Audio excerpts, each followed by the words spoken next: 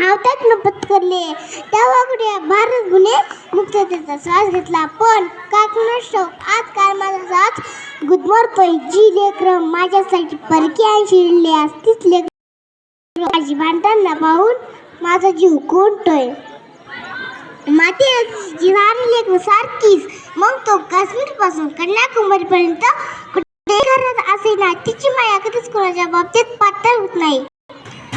ज्या मी पत्राने तुमचे डोळे पुसायला हवे, आज तोच पदार माझ्याच आसवांनी भिजून गेलाय. भाषावाद, प्रांतवाद, जातीवाद आणि ह्यावर होणारे वाद हताश करून सोडतायत.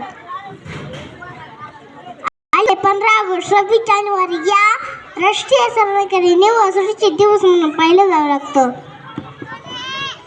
आजकाल काही जण देशाने मला काय झालं याचा हिशोब लावत बसलेत. त्यांना मला काय सांगायचंय,